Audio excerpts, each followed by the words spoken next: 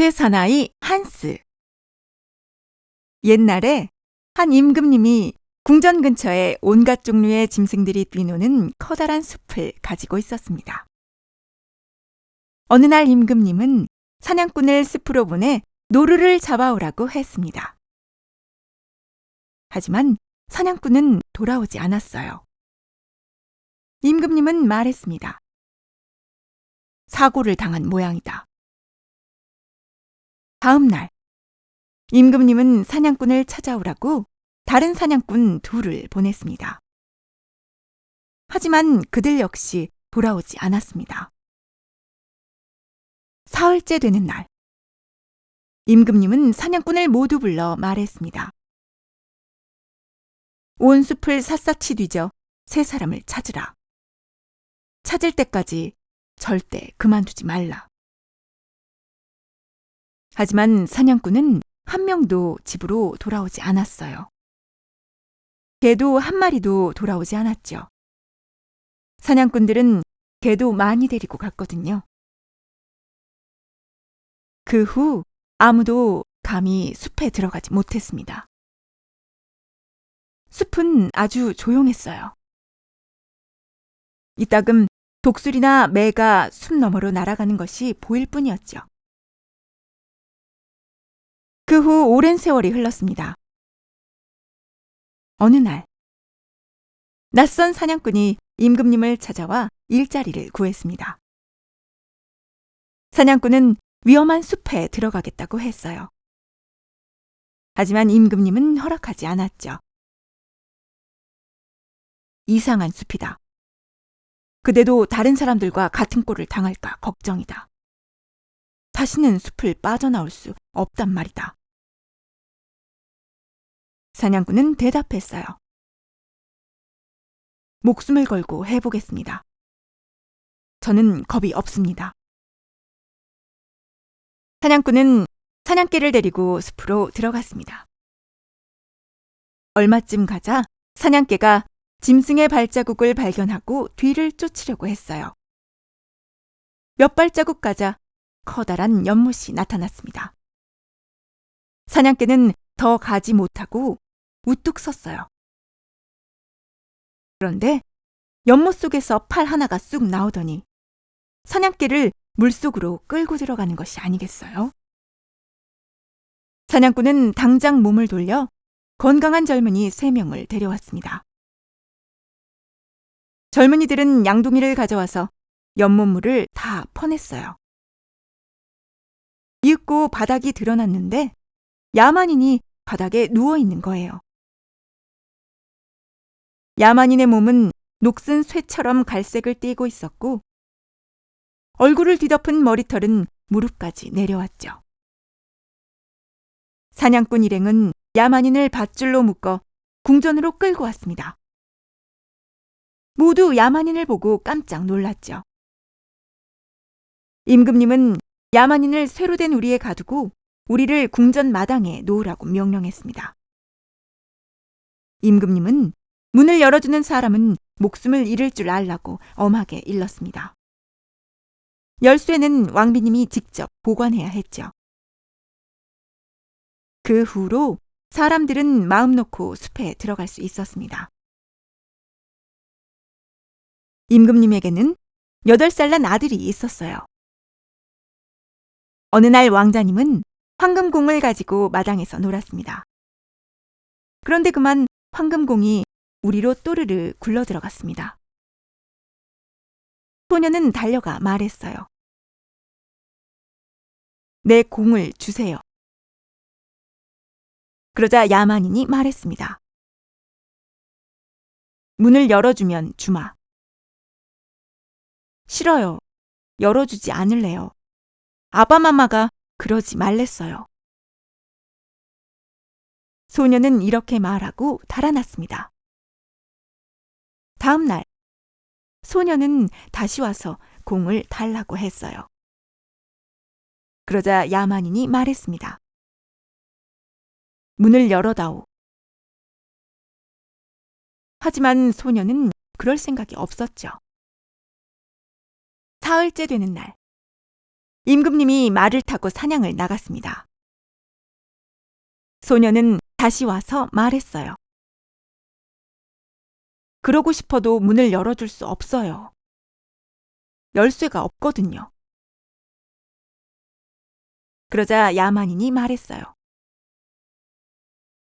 열쇠는 네 어머니 베개 밑에 있다. 갖고 올 수 있을 게다. 소녀는 공을 다시 찾고 싶었어요. 그래서 모든 걱정을 잊고 열쇠를 가져왔습니다. 하지만 문이 잘 열리지 않아서 그만 손가락이 끼고 말았어요.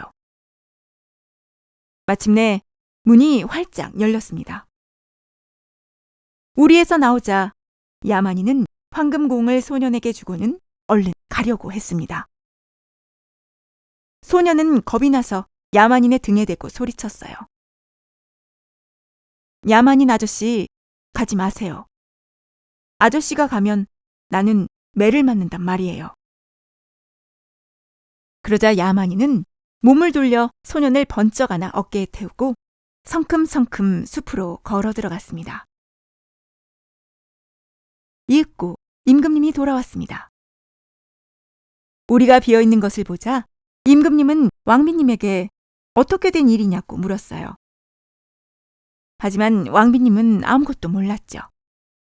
그래서 열쇠를 찾아보았더니 열쇠가 감쪽같이 없어진 거예요.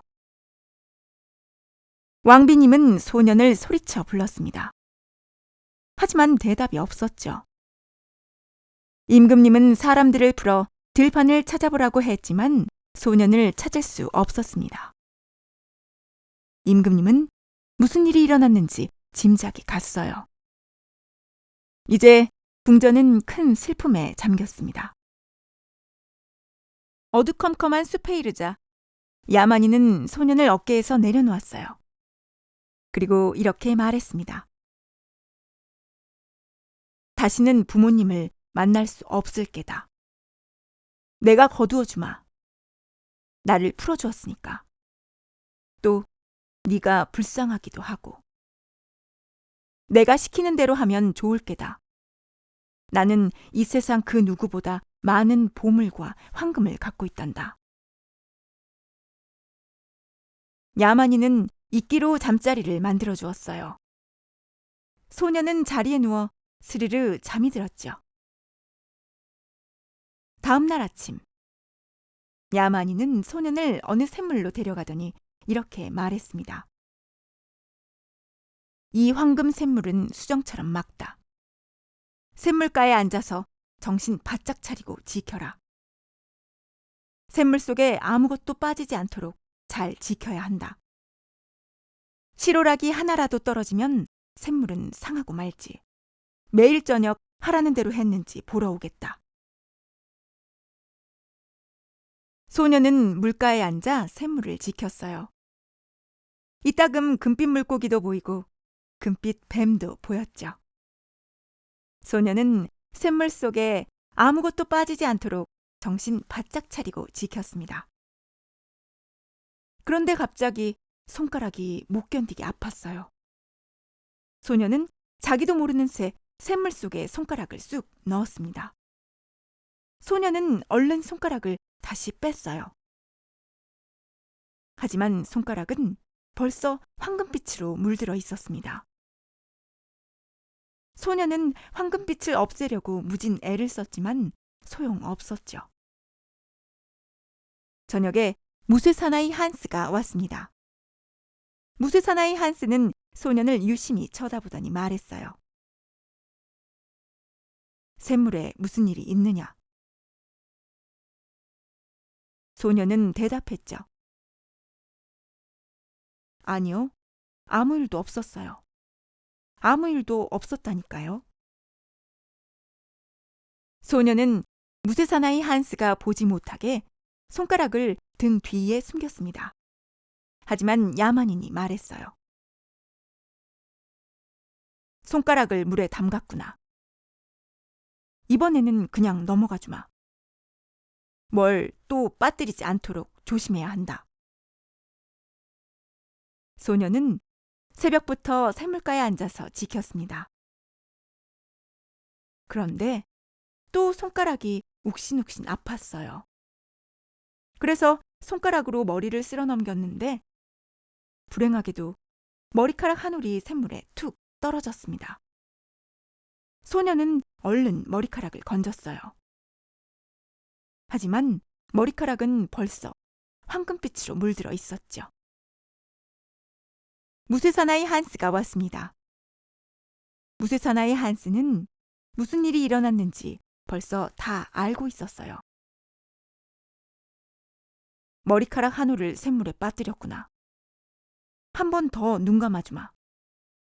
세 번째로 또 그런 일이 벌어지면 샘물이 상하고 만다. 그럼 너는 내 곁을 떠나야 해.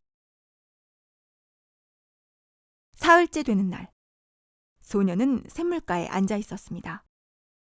아직도 손가락이 욱신거렸지만 꼼짝도 하지 않았죠. 하지만 오래 앉아 있으려니까 지루해서 견딜 수가 없었어요. 그래서 샘물에 비친 자기 얼굴을 들여다보았습니다. 소녀는 물에 비친 자기 눈을 제대로 들여다보고 싶었어요. 그래서 점점 더 몸을 숙이다가 그만 어깨까지 내려온 기다란 머리가 샘물 속에 퐁당 빠지고 말았습니다. 소녀는 얼른 몸을 일으켰어요. 하지만 머리카락은 황금빛으로 물들어 햇빛에 반짝였죠. 소녀는 무쇠사나이 한스가 보지 못하게 머리를 손수건으로 묶었습니다. 이윽고 무쇠사나이 한스가 왔습니다. 무쇠사나이 한스는 모든 일을 벌써 다 알고 있었어요. 무쇠사나이 한스가 말했습니다. 수건을 풀어라. 소년이 수건을 풀자 햇살처럼 빛나는 금발머리가 폭포처럼 쏟아져 내렸습니다.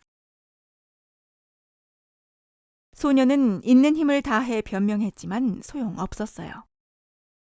무쇠사나이 한스가 말했습니다. 시험에 합격하지 못했으니 여기 더 있을 수 없다. 세상으로 나가라. 가난이 어떤 것인지 알 수 있을 게다. 하지만 마음씨가 나쁘지 않으니까 한 가지를 허락하마. 어려운 일이 생기면 숲에 와서 무쇠사나이 한스를 불러라. 그럼 내가 나타나서 도와주지. 나는 막강한 힘을 가지고 있어. 네가 생각하는 것보다 훨씬 더 막강하지. 또 금과 은도 넘치도록 많이 갖고 있단다.